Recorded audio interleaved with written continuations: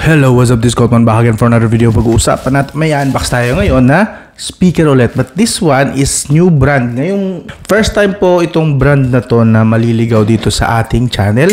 And gusto ko malaman kung ito ba ay goods. Kasi may mga nag-recommend nito sa comment section. Try ko din daw. Baka daw maganda at pumasa din sa akin. Hopefully, pumasa. Ba't pa? This brand is from Tribit. Yun, yan ang brand. So first time po ito sa channel na to and hopefully kasing ganda nga siya ng sinasabi ng mga nasa comment section. Tingnan natin. Expectations muna. Kaya daw niya mag-play hanggang 24 hours. Weh, totoo ba? 24 hours playtime. Tetest natin yan. Dalawang 17 watts, 360 degrees sound. So, parang JBL yun ah. IPX waterproof. Pwede na. Splash proof po ibig sabihin yan.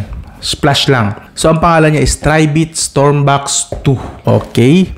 Meron pa dito nakalagay X-Base. Hopefully, meron nga siyang totoong base. Kahit di kalakasan, pero at least sana meron ramdam natin. Hands-free calling. So, pwede siya i-connect sa smartphone, of course. Bluetooth. Ito gusto ko. Bluetooth 5.3. So, yung recent na Bluetooth version. So, kaya nito siguro lossless. Hopefully, kaya nga mag-lossless ito. Or kahit yung high fidelity na lang na mga Bluetooth audio codec. Hopefully, gano'n nga, kaya niya. Stereo pairing, so kung dalawa ang bibilin mo, pwede, supported po niya ang parang TWS style. Good. Tribit app. Oh, may app din. Ay, okay to. Kasi sa Sonar wala. This one, meron. Okay. Do-download natin yan. Test natin. So, wala na nakasulat. Open na natin. At silyado pa nga siya. Sensya nyo na yung audio ko ngayon na medyo may problem kasi ako sa microphone ko. So, pakapansin nyo para ako nasa loob ng banyo or something. Hindi pa dumadating yung in-order ko na bagong microphone eh. So, I hope malinaw pa rin yung pagkakasabi ko. Buksan na natin. Okay, meron tayong manual. I am assuming ito ay cable. Type-C, Type-A na cable. Yung mismong unit, wala na. So, yun lang. Ito lang po ang laman ng box. So, buksan na natin ito. Ay! Uy! May naalala akong design. Para siyang JBL Premium. Actually, parang JBL nga, ano? Ang ganda. Ang solid nito. Ganda ng design, no? Konting tour lang muna tayo, ha? Ninyo naman, And then, meron tayong, I believe, ito ay sa volume. Laki ng pindutan, ha? Plus button, negative button. I'm not sure kung para saan yung bilog. Baka pause and play. And power button na rin siguro. May nakalagay dito ang Tribit branding. Ito pala magagandang pindutan niya. And ito ay mukhang solid na polymer plastic. Ito, very good, very good. And then, ito pala yung power button. So, ano kaya ito? Pakisabi nga mga boss kung para saan to. Or basahin ko na lang pala sa manual. Ito para sa Bluetooth connection. Base. Okay. Yan mamaya gusto ko i-test dyan. Sana nga may base. I don't know what is 8 infinity auxiliary. Okay, andito yung mga ano niya, I'm sure mga slots or ports. Ayun, meron niya. Meron tayong para sa headphone jack maybe, and USB Type-C na for charging lang. Okay? May mga nakasulat, model BTS32, wala na input, 5 volts, 2 amps, so 10 watts lang ito. Hindi sinabi rito kung ilan yung battery niya. No? Portable wireless speaker. It doesn't say kung ilan yung battery. Wala nakasulat na battery. Same din, baba and taas. May ganito sila, feature. And, okay. I'm sure dito manggagaling yung base kung may base nga talaga ito. And ito, rubber. Oo nga, rubber. Ito nakikita nyo tong apat na to. These are rubber. Okay, dito lang. So, ito yung tayo niya. And meron pa tayong pangsabitan, hawakan. So, good. Pwede to pang outing siguro. Solid ah. Mukhang solid niya. And ito, texture na to is, I believe, para siyang textile, tela. Pero, duda ko, plastic base ito. Kasi IPX7, di ba, ang kanyang splash proofing. So, more on plastic material to kaysa sa totoong tela. Kasi alanganin maging splash proof ito kung ito ay cotton or anything. Plastic to na textile and texture. Goods. Para sa akin, goods ito. Kasi kung gusto mo ng waterproof, at least kahit splash proof pa yan, meron kang initial na mga protection. It's nice. So, titest natin sa labas. Punta tayo sa labas. Di pa tayo doon para mas maliwanag. At mas maganda kasi na-realize ko na mas maganda magtetest ako sa labas. Kasi pag dito sa loob talagang kulong ang tunog, hindi ko mabigyan ng totoong justification kasi nga kulob naman eh. So, sa labas na tayo magtetest tuwing may speaker na dadating. Sa labas na natin itetest yan. Okay? Tara, lipat tayo sa labas. So, yun. After a few days, ngayon ko lang siya tinry sa labas kasi nabili ako ng gamitin siya sa laptop, sa PC. And other internal parts. Likely from a smartphone or similar portable electronic device. But it's not going to last. And when it wears off, I'm gonna have to find the rest of them. And sa iPhone ko. So, yeah, mayroon po nga pala siyang app sa Play Store and App Store. Kaya sa nagamit ko sa iPhone ko, mayroon siyang app para doon. Ang hanapin nyo lang is TryBit. Yan. Ito po ang itsura niya. This one. Yes, this is the TryBit. Yan po ang hanapin nyo. And then, siyempre install natin yan para ma-setup. Of course, tatry natin siya ngayon. Nasa outdoor na siya. Titest ko kung maganda nga ba siya, malakas at solid. Of course, hindi malamang mabibigyan ng justification ng microphone itong cellphone, pero bibigyan ko na lang kayo ng feedback base saan maririnig ko, of course. Na-setup lang natin saglit. Allow lang natin ang allow hanggang sa lahat ng mga requirements niya para mas magamit natin siya base sa kanyang requirements para talagang ma-function siya ng lahat. Connect. So, location using para ma-scan nga naman niya. Go to set. Bluetooth pala. So, Bluetooth. Yun. So, kailangan naka-on ng Bluetooth, of course. Ayun. So, scanning na siya. Yun. Ayan po. Ang pangalan po ng speaker na to is TryBit Stormbox 2. Okay. So, of course, pili natin yan. Connect. Pair. Bilis What? That's 5-10 seconds? Okay. So, as you can see, 90% pa rin siya ngayon. Actually, nalobat ko na to. One time ko pa lang siya nalolobat. Gamit ko yung PC, laptop, and iPhone. Sali-salitan ko sila. And ngayon yung pangatlong araw, nagamit ko siya kagabi saglit. Konting sound trip lang at saka nood ng ilang YouTube videos. 10% lang nabawas. So, base sa na-experience ko sa kanya, I think solid yung, exaggerated I believe yung 24 hours na battery life. Exaggerated yan kung 100% kaya 24 hours. No, it's not. Tansya ko, ma-achieve yung 24 hours kung nasa 60 to 70% lang siguro yung volume niya. But, when with 100% volume, tansya ko lang nasa around 8 hours. Yeah, tansya ko lang naman yung base sa nagamit ko so far. Kasi talaga mahuna din yung battery niya. Patugtog tayo, I believe. Siyempre, iwas tayo sa copyright. Try mo na lang natin, para dito sa video na to, is yung mga NCS sa YouTube. Ika nga non-copyright sounds.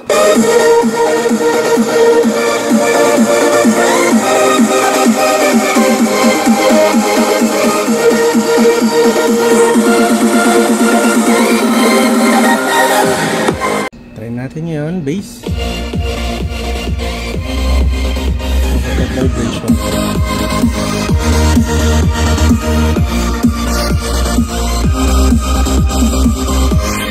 Nag-shake talaga siya in fairness. Try natin ngayon 100%.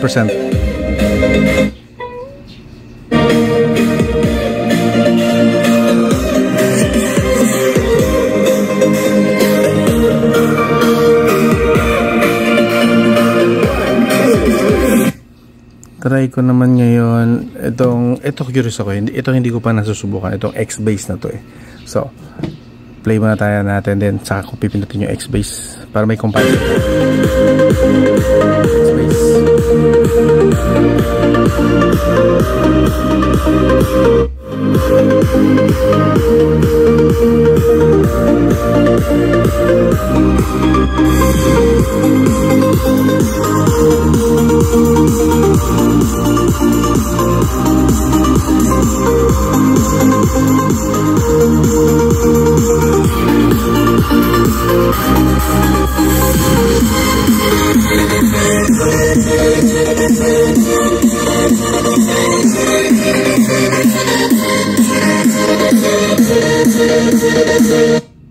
Okay, so ito pwede rin nga palang kontrolin dito.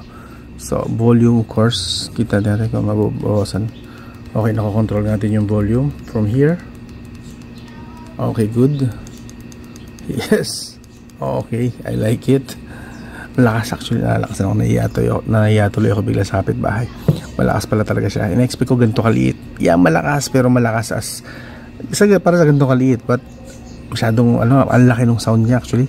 Hindi bagay sa size niya yung totoong sound niya rito sa labas. Take note nasa labas po ako. Ayan po, gate, ito mangga. So, nasa labas po talaga ako. So, nasa labas na ako, pero ang lakas pa rin para sa akin. Anyway, try ko naman yung nagsasalita naman ako. Try natin dito sa isa sa mga podcast. Half muna natin, half. Yan. Gradual. Hello, so, this is Scotman back again for another Ask Scotman. So, matagal na po tayo hindi nag-a-Ask Scotman dito sa channel natin. So, I decided na... Ang linis nung audio ko rito. Ang linis nung boses ko. This is half, For this April, this is the Ask Hotman. So, this time, marami-rami akong sasagutin kasi nga matagal na miss ko rin. So, gusto ko sumagot ng mga questions nyo. Ngayon, tataasan natin rin kasi sa group at saka sa mga comment section sa YouTube yung mga tanong. So, dumami na masyado. So, anyway, pwede naman kayo magstay, pwedeng hindi. Hindi ko naman kayo pipilitin. Like I said, ang lakas pa rin at ang linaw pa rin. In fairness, kahit na lumalakas na. Pag sinagad ko, I'm expecting dapat medyo may konting basag, pero pakinggan natin both sabay. Kung interesado kayo sa mga questions, ilalatag ko na agad ngayon pa lang dito sa intro para kung may mga questions ba kayo dito na para sa inyo or hindi naman kayo interesado talaga. So ito yung mga tanong na. Okay? So, unang-una. Ang linaw pa rin. Walang sabog or any basag na sound. Good job dito kay Tribit. Okay.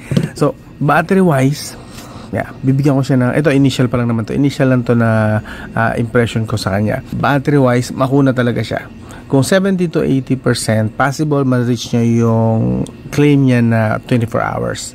Yeah, around 70% na max volume, na volume level.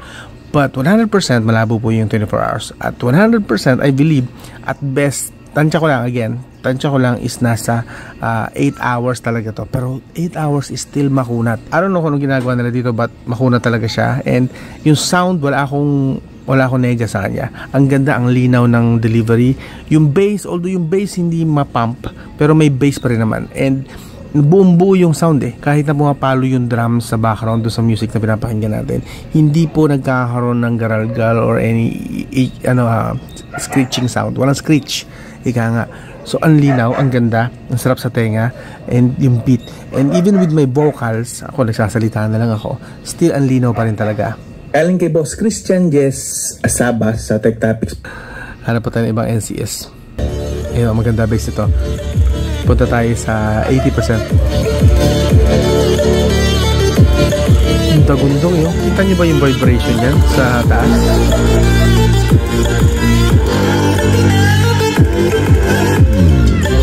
Talagang may nagaganap no? That's 80% ha? Going out 90%.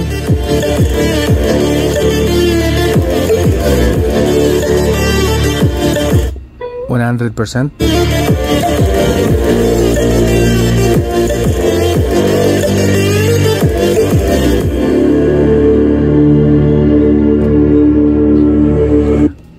Another i-add ko lang siguro this is some next level na na clarity talaga pagdating sa palo nung sound niya nung overall. Okay, goods yung low niya, goods din yung mids and tsaka yung mga tweets niya actually, yung mga maninipis na pitch. Okay din, ang linaw ng mga bato, solid na solid para sa akin. So, yeah. Pasado sa akin. First time si Tribit dito sa channel and welcome kasi mukhang mawiwili ako sa brand na to, goods. Okay? So, yeah. Sa mga nagtatanong, alam ko may nagtanong nito a few months ago or last month lang yata, kung goods ba ang Tribit. Yeah, very good po. At least this Tribit Stormbox 2 winner. Panalo po. Ang ayos ng feel. Premium feel, premium yung sound, premium yung look. I don't know what to say. As for the price, ito yung price niya. Ito po yung kanyang official price, 3,299. So yun, lumipat na ako dito sa loob ng bahay, bigla nagpatugtog. Sabi na nga ba, nakabulaho ako Bigla sila ng mga nagpatugtog ng malalakas sabay-sabay So, malakas po talaga siya. Pati kapitbahay ko nairita nagpatugtog bigla So, yun, pasok tayo ulit dito sa loob. Malakas po talaga si Tribit Stormbox 2 para sa kanyang size. Para sa kanyang size, solid. Hindi nyo akalain na ganito siya kalakas at ganito kalinaw. Ang pino po talaga. Walang bahid ng mantsa sa pandinig nyo kapag ito ang pinatugtog nyo, ito ang ginamit nyong portable speaker. Pwede ito, solid to. I think kung magagawa nyo ng diskarte, pwede nga ito gamitin ito pang karaoke lang din. Portable karaoke lang ba? Kaso wala tayong microphone dito Pero sound trip, entertainment, audio entertainment, Tribit Stormbox, try nyo, okay? So yun, again, impression lang po ito and demo ha. Di pa po itong full review. Kung gusto niyo ng full review, kung interesado kayo, edi sabihin niyo lang sa comment section, ako nang bahala doon. Kung gusto niyo na naman, kung hindi naman kayo interesado, okay lang yan. Ito na yung pinaka-video niya. Add ko na lang din pala ng mga details. Kapag matagal nyo siyang hindi piniplay, pag wala siyang nadidetect na sound or audio for, I believe, 5 minutes or 3 minutes. Hindi ko masyadong tanda. Pero around that time, automatic po siya mamamatay, madi-disconnect. So, para makatipid siguro sa battery. Wala nga namang tumutulog na audio. Why not? Mag-off siya. And of course, kapag chinek natin yung kanyang mismong app, yung Tribit app, by the way, this is the iPhone. Like I told you, naka-install talaga ito sa iPhone ko. Hindi po ako nagbibiro. So, yun. Makikita natin na naka-on yung X-Base. Dito sa equalizer, kung gusto mo lang naman, pwede mo i-adjust. Again, this is an equalizer. X-Base off, X-Base on. May audiobook. Ito, mas okay to siguro kapag yung mahilig lang kayo. Gusto nyo audio lang, yung vocal lang ng nagsasalita. Meron po siya para sa ganong settings or equalizer. Classical, rock, of course, kung hilig nyo talaga sound trip, meron po silang ganoon. And of course, you can also do your own customization, custom equalizer. Supported din po sa mismong app ng Tribit. And of course, dito sa settings, kung may mga gusto lang kayong baguhin, if ever may firmware version, gusto nyo baguhin yung name ng device, yan. And meron siyang auto shutdown. Ito yung sasabi sa inyo na auto shutdown siya kapag walang na-detect na audio. Now, you can turn that feature off anytime, just in case, like kunwari, gusto nyo siya i-connect kasi may hinihintay kayong call, gusto nyo lang talaga na maririnig nyo, parang gano'n, yung phone nyo nakakonect dito, and syempre, hindi naman lagi yung ginagamit yung phone nyo, maybe nagtatrabaho kayo, you can turn that feature off anytime naman, kung ayaw nyo namamatay siya kapag walang nako-connect. Yan, auto shutdown. So, akin ino-on ko muna kasi wala na pa namang purpose sa akin yung i-off ko siya, of course. And then, meron siyang voice prompt. Magbibip po siya kapag nag-power on and off. Bluetooth pairing, yan. Kung gusto niya lang naman may tunog. Ngayon, kung ayaw niyo ng mga beep niya, like sa kagina, yung max volume, di ba pag bina-max volume ko, nag-beep yung music. So, pwede, kung naiirita kayo doon, pwede nyo i-off yan. Like, testing natin. NCS ulit tayo. Konting demo lang. Like this one. Ito natin. Ngayon, try natin i-full volume. Magbibip yan, di ba? Narinig yung beep. Tumatalo din naman eh. Pero kapag in-off natin yun, pakita ko lang sa inyo demo, kaya nyo na may beep, nairita kayo na may beep. Off natin. Balik tayo. So, tuloy-tuloy na siya. Tuloy-tuloy ka na ngayon makakapag max volume na hindi siya magbi-beep.